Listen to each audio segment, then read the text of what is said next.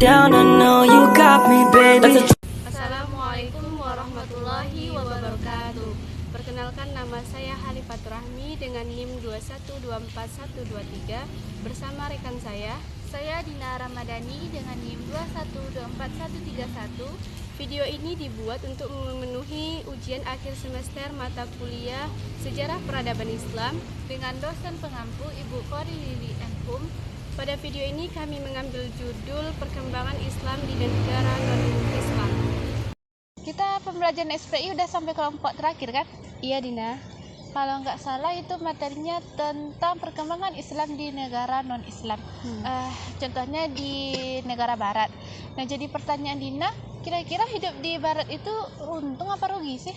Menurut Rahmi pribadi, hidup sebagai muslim di negara barat itu penuh tekanan. Banyak riset menunjukkan bahwa banyaknya stigma terhadap simbol-simbol keagamaan. Dan ini melanggar prinsip universal keagamaan. Rahmi pernah membaca buku mengenai Islam dan komunitas muslim Indonesia di barat.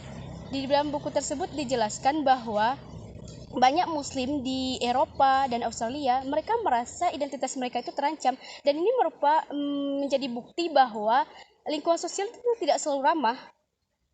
Tapi saya tidak sepenuhnya setuju, Rahmi. Saya pernah membaca sebuah buku, Kutemukan Islam di Eropa. Nah, di buku tersebut menjelaskan bahwa banyaknya muslim-muslim dari Indonesia yang tinggal di Eropa justru diberikan kebebasan dalam beragama, Rahmi. Kebebasan beragama itu tidak seindah teorinya, Dina. Kita bisa melihat contoh tentang kasus pelarangan hijab di Prancis misalnya.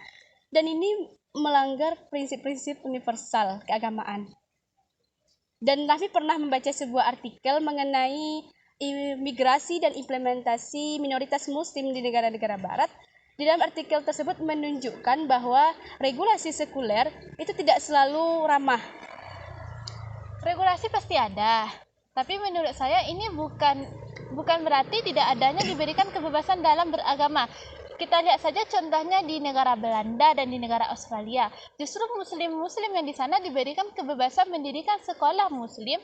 Mereka juga diberikan kebebasan mendirikan masjid, membantu organisasi komunitas muslim. Dan menurut saya ini bukanlah suatu kehilangan identitas atau pemusukan identitas.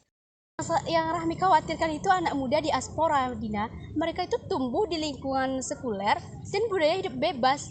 Kami pernah membaca buku mengenai menjadi muslim di Eropa. Di buku tersebut dijelaskan bahwa banyak anak muda itu yang mengalami krisis identitas. Tidak sepenuhnya barat, tidak sepenuhnya muslim. Saya juga membaca buku tersebut, Rahmi. Justru anak muda, generasi muda di sana menemukan cara baru mereka untuk beragama.